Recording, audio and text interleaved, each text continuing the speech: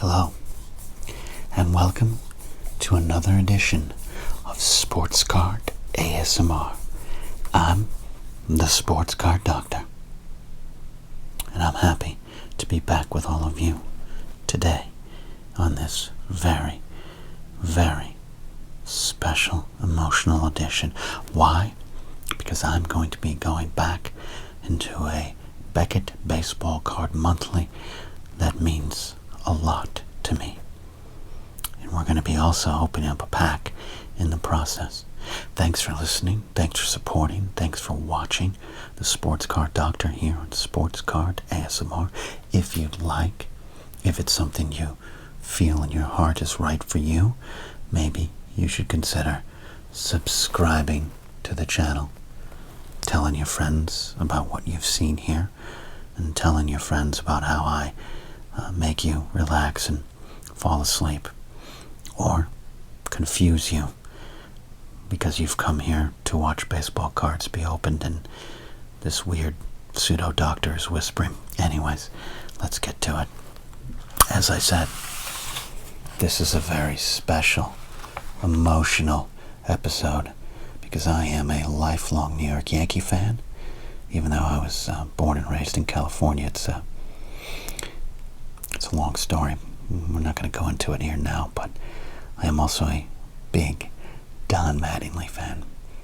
And when this issue number 62, came out in May of 1990, but probably was sent to my mailbox in April of 1990, priced to go at $2.50. This Beckett went straight into my collector's bin after I checked the prices, of course, and read the articles. This is a magazine I definitely got for the articles. But this, of course, was a issue of this magazine celebrating that Don Mattingly was, in fact, one of the players of the decade for 1980. And in my mind, in May of 1990, was absolutely heading to the Hall of Fame. Now, what we'll be doing today is going into this box of 1987 tops. Now, last time out, we repaired a box of 1991 tops. I wanted to go back here.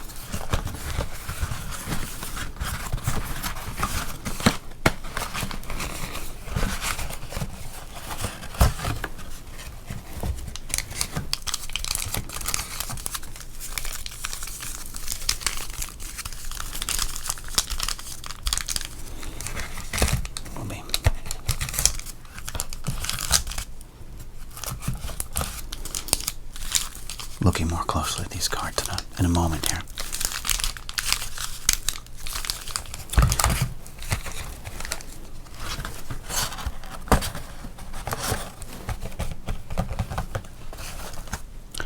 Now it's also a good time to take care of another bit of housekeeping.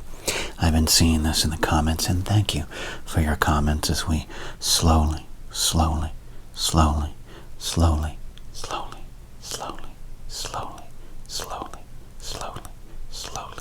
grow this channel.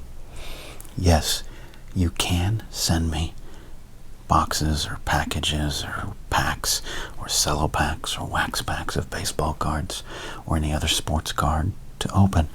There's an address down below.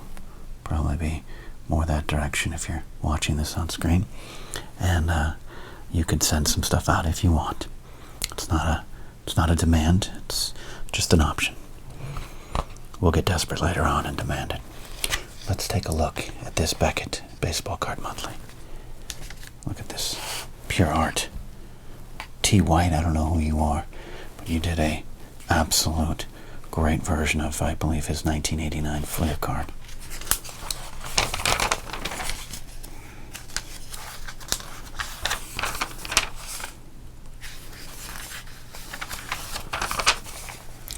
There he is. Pinstriped perfection at the plate or in the field. No American League first baseman can match the potential or production of Don Mattingly.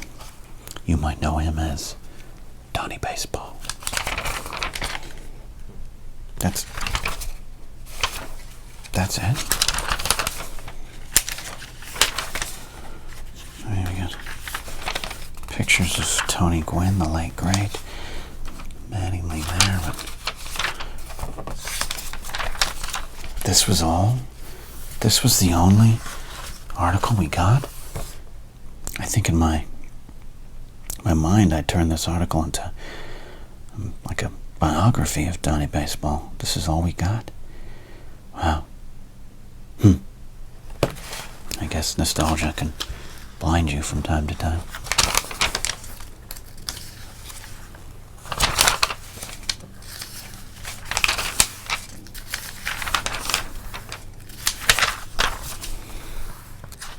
It is a shame and a tragedy that Tony Gwynn left us so early, but he's an absolute legend, one of my favorites. And if you're ever down in San Diego, I recommend you try the $3.94 beer that's available down there. It is as beautiful and spectacular as Tony Gwynn's swing. Now, this article here was the best in the biz. A look at some of the best players in the 80s and into the 90s, kind of they were great, but we're heading forward with them as well, not just a complete look back. And that's why you got Don Mattingly, Steve Sax, Cal Ripken Jr., third baseman Wade Boggs, catcher Benito Santiago, right field Jose Canseco, center field Kirby Puckett, left field the aforementioned Tony Gwynn, the right-handed pitcher Dwight Doc Gooden, left-handed pitcher Frank Sweet Music Viola. Was that his nickname? I don't remember. Seems like something Chris Berman would say. Like he'd say, "Hey, Leather, you're with me, and Frank Sweet Music Viola." The reliever, John Franco.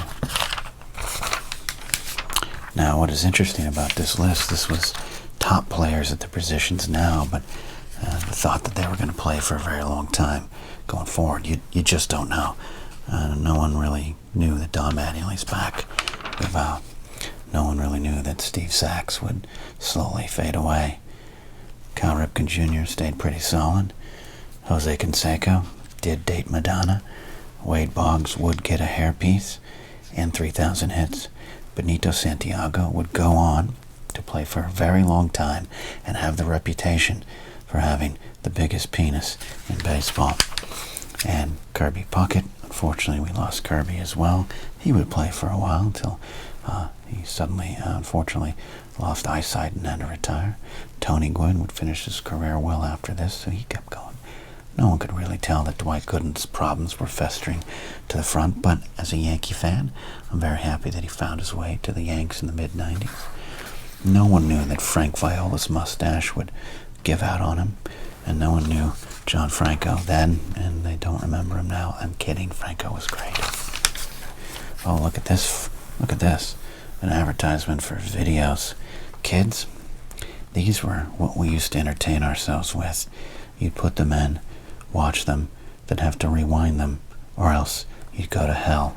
The satanic panic did find its way to videos. Here's a great article on the Upper Deck mystique. Upper Deck still relatively new here. Sorry, I got distracted.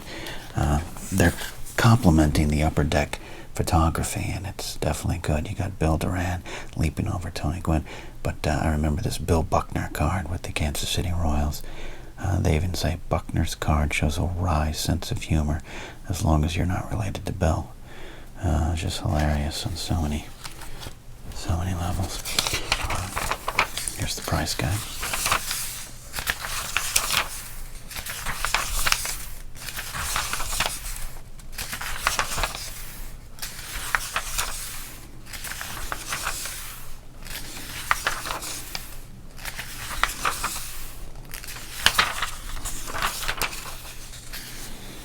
We'll be looking at 87 tops here in a moment.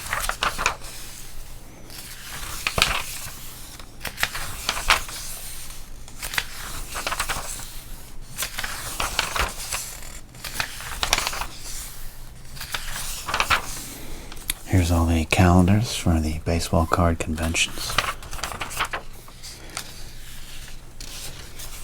Baseball card conventions and card shows and card expos were a great place for young kids to go to far-off rec centers and community centers and walk around tables that had oodles of overpriced baseball cards sold to you by grown men that smelled like stale beer and cigarettes. Often we'd be left alone with them.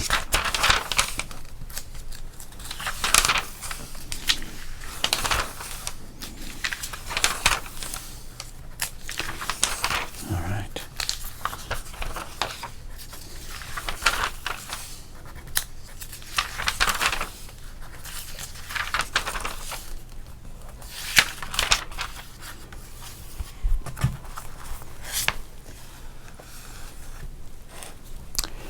Let's bring in the box of cards.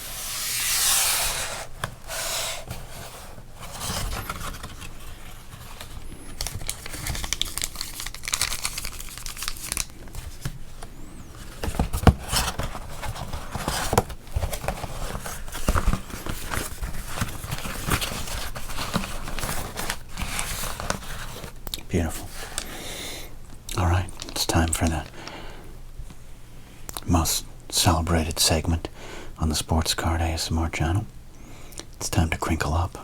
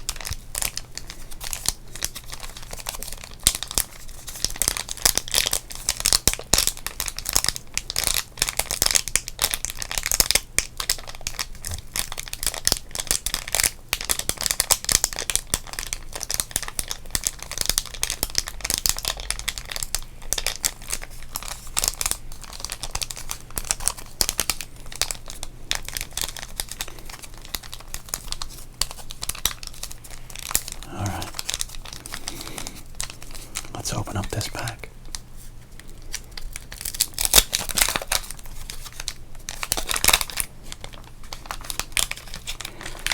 Alright. We've got a Hall of Famer card already. A little gum stain on the back. Rumor has it you could take your gym sock, dirty or not, and maybe buff that out. I never tried that myself. Alright, oh, look at that, an all-star card. We'll get to those in a second. Let's peel this off here. Ooh.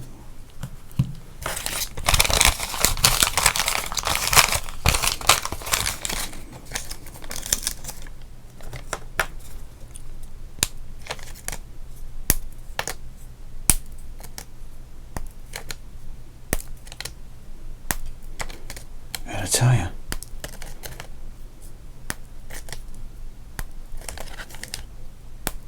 not the best cracks. A lot of this gum showing up damp. No one likes damp gum. Alright, what do we got? Oh, this card would have made me very popular on the playground in 1987. I could have traded this for 2 lunches, 2 baseball cards, and a Nerf football. Not so much with the Ron Davis airbrushed card. Ron was probably coming from the Twins when they took this photo, and they just, the magic of art, made him appear on the cups. Mike Heath, Harold Baines, a Hall of Famer. Look at this. We've got some Hall of Fame cards. Hall of Fame, Fame, Fame, Fame. Earl Weaver, the great Earl Weaver. we are probably up there in heaven right now, throwing bases at St. Peter, you know what I mean? Corey Snyder, Gold Cup rookie. Here's a case of a player that did not turn out to be what this Gold Cup promised to all of us, but he had a nice little run in the 80s and the early 90s. Domingo Ramos. You all remember Domingo Ramos, right? I do. That's why I'm doing this channel. Turn back the clock to 1982. The greatest of all time, Ricky Anderson. Stealing bases and breaking hearts. Eddie Murray, the Hall of Famer, of course. Long career and notorious for not liking the press. In fact, if any of you are press or have a microblog or a Substack, you don't get to look at this card. Here's our spring training, spring fever entry card. Since we're not going to spring training 1988, you can rip that up. All right. Mike Brown, you all remember him in Pittsburgh. Steve Balboni. Yeah, man. I think, look at Steve. He looked like he was playing professional softball on the weekends while getting out of his factory job. He had the mustache of the type of man that probably enjoyed one too many sausages and steaks for breakfast. Sports car doctor, the hell did you just say? I'm caught in the magic of that mustache.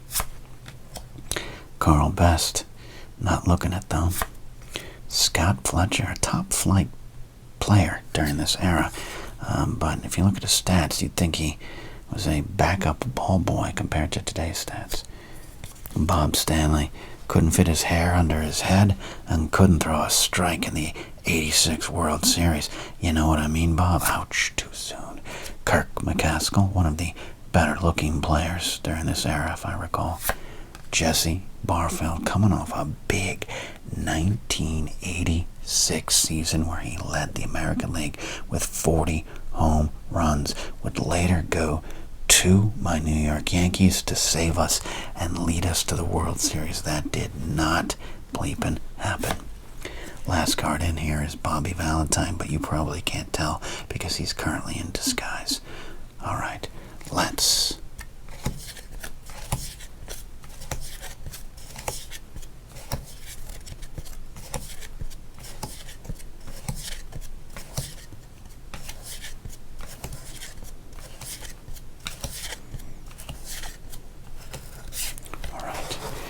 what we're going to do the time we have remaining. We're going to go back to 1987, well, really May of 1990.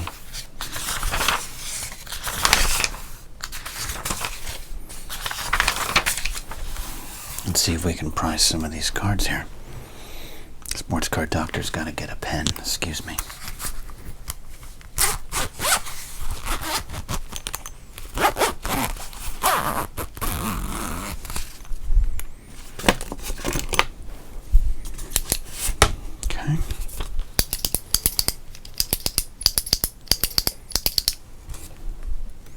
Also, just in case we need it, a little magnifying glass. At least I can see it. All right, let's see. First card up we're going to try to price is this Dwight Gooden All-Star.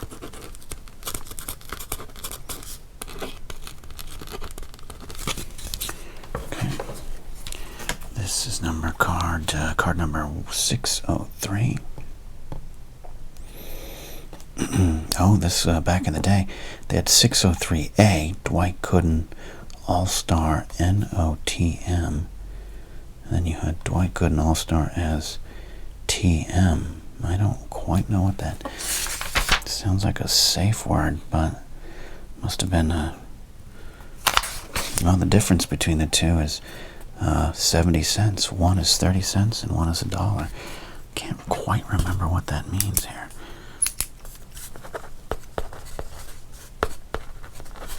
We'll set that one aside.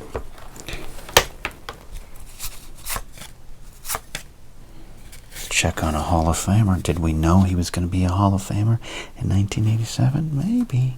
Card number 772. Wow. A common card. A common card. Harold Baines, one of the all-time greats. No kids, he is. He's in the Hall of Fame. Now, Earl Weaver, probably a common. We're not going to worry about that. Corey Snyder, let's just check real quick here. Card number 192. Oh, 45 cents. I think we can write that down.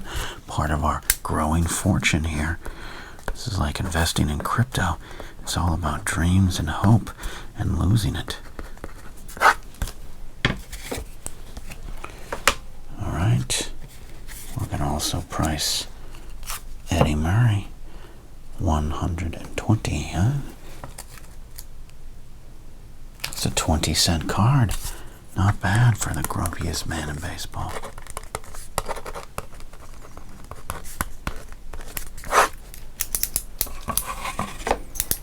Okay. Mike Brown. Steve Balboni.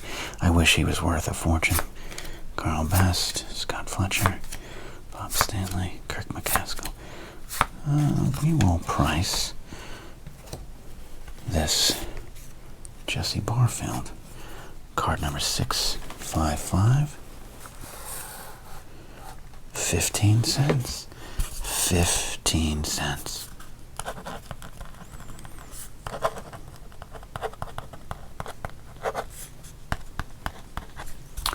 All right. One final little thing here. Where's that Bobby Valentine card? You know what? Let me go back into my sports card doctor gear.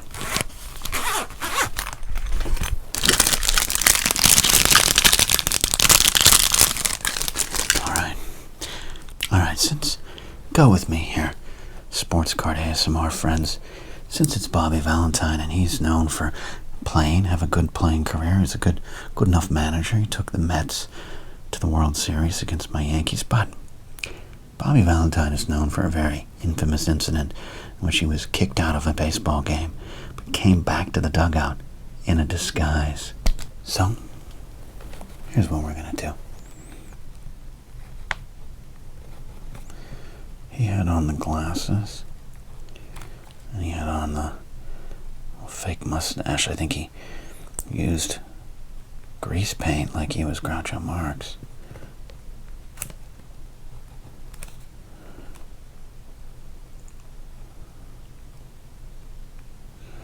There you go.